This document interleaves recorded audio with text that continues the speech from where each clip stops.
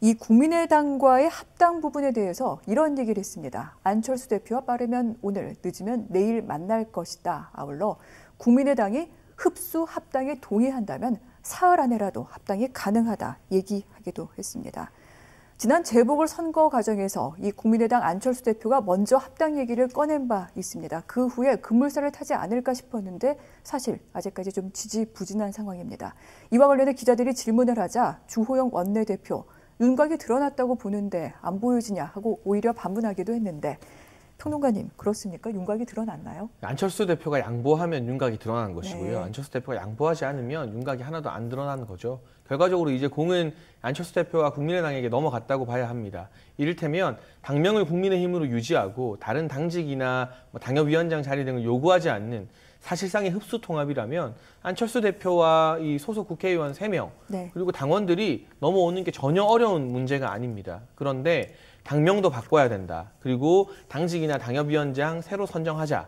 또 지금 국민의당의 기존 이 사무처 당직자들의 고용 승계까지 100% 보장하라. 이런저런 조건들이 붙기 시작하면 정말 어려워지는 것이거든요. 그래서 제가 봤을 때는 이 합당이 속도를 내긴 좀 어렵지 않겠는가. 네. 왜냐하면 안철수 대표 입장에서도 지금 들어가서 얻을 게 그렇게 클까? 많이 눈에 보이지 않는 상황이고요. 그리고 들어갈 때 너무 많은 양보를 하고 들어가면 국민의당 내부에서의 반발이 상당히 또 제어하기 어려워질 수 있습니다. 그래서 평행선을 달리고 있는 주장이기 때문에 윤곽이 보인다는 주호영 원내대표의 말보다는 윤곽이 보일 수도 있지만 안 대표가 그 윤곽이 보이는 결단을 안 할 확률이 높다. 이렇게 평가해야 될 것 같고요. 역시나 이 부분은 새로 뽑히는 신임 원내대표 그리고 이 원내대표 선거 이후에 전당대회를 통해서 새로 선출된 국민의힘 지도부가 결정할 확률이 대단히 높다고 생각합니다. 그렇군요.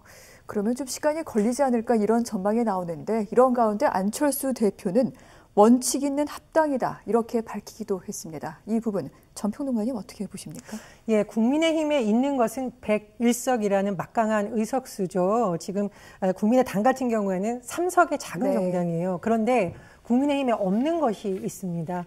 여론조사에서 막강한 영향력을 발휘할 수 있는 대선 주자가 지금 없기 때문에 우리가 보통 생각하면 이거 저렇게 큰 당이 얼른 들어가면 되지 할 것 같지만 계속 힘겨루기를 하고 수 있는 이런 특수한 상황은 국민의힘에서 이렇다 할 뚜렷할 대선 주자가 아직 보이지 않는다는 점 때문이죠.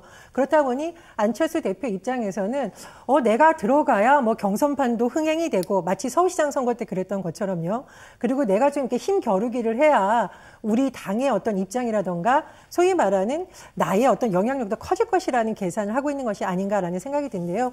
실제로 국민의당의 핵심 측근으로 알려진 이태규 사무총장도 이런 발언을 최근에 또 언론 인터뷰를 한 것이 있습니다. 그리고 안철수 대표의 언론 인터뷰 내용이 최근에 조금 달라졌어요. 작년만 해도 대선 포기하고 서울시장 출마하겠다라고 네. 얘기했죠. 근데 요즘은 대선과 관련해서 연출, 주연, 조연 어떤 것이든 어떤 역할이든 한다인데 이 주연이라는 것은 보통 본인이 대선 주자로 뛸 때 쓰는 표현이거든요. 그렇죠. 네. 그래서 본인을 지금 대선 주자의 위치에 놓고 힘겨루기를 하면서 합당의 방식으로 끌고 가려는 계산을 하는 것이 아닌가 이렇게 해석이 됩니다. 네. 안철수 대표가 어제 언론 인터뷰한 내용이 있는데 트로이카란 얘기를 하기도 했습니다. 정권 교체를 위해 국민의당과 국민의힘 그리고 윤석열 전 총장이 힘을 합쳐야 된다 이렇게 얘기하기도 했는데 지금 전 평론가님께서 보시기에 안철수 대표는 어떤 지점을 노리고 있는 겁니까?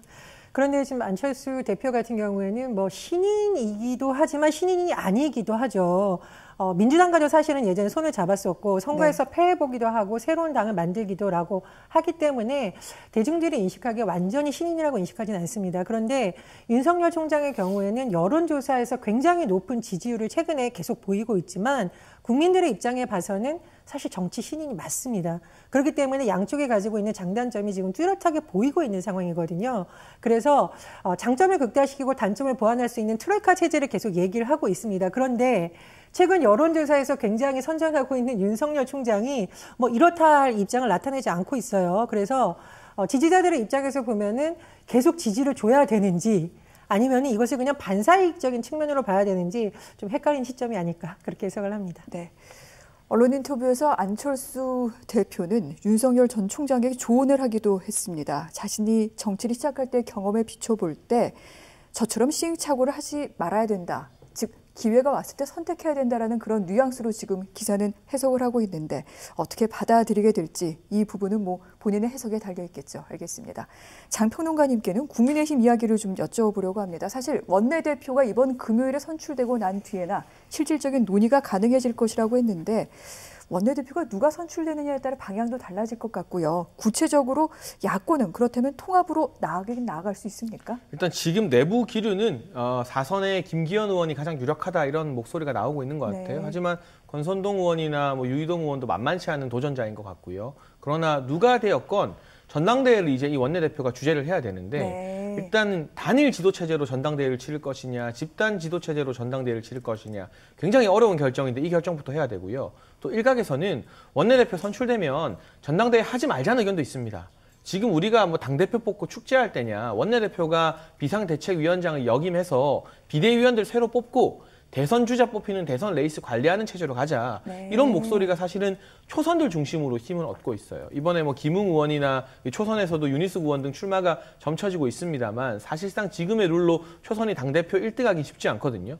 그럴 바에는 비대위 체제로 이 비대위에 초선들이 대거 동참하면서 당을 개혁하는 게 낫다. 이런 목소리도 나름 힘을 얻고 있기 때문에 일단은 새로 뽑힐 원내대표가 다가오는 전당대회를 할지 말지 한다면 어떤 룰로 할지를 의원들 동의를 얻어서 결정해야 되는 막중한 임무를 부여받게 되는 것이고요. 저는 항상 이 선전대 후 통합일 거라고 말을 했습니다. 어떤 식으로든 국민의힘 지도부가 결정된 다음에야 국민의당과의 통합이 가능한 부분이고 윤석열 전 총장도 국민의힘 지도부가 정리된 다음에야 움직임을 결정하는 것이지 네. 지금처럼 혼란스러운 판국에 굳이 먼저 움직여서 누구 편이네 아니네 이런 소리를 들을 이유가 전혀 없거든요. 일단 원내대표 선출이 되면 5월 한 달 동안은 지도부가 정리되는 그런 공백의 시기가 있을 것 같고요. 네. 5월 말쯤이 되게 되면 지도부의 이 지도체제가 어느 정도 안착되고 나면 그때쯤부터 본격적으로 안철수 대표 그리고 윤석열 전 총장과의 통합 논의, 입당 논의가 이제는 시작될 거라고 예상을 합니다.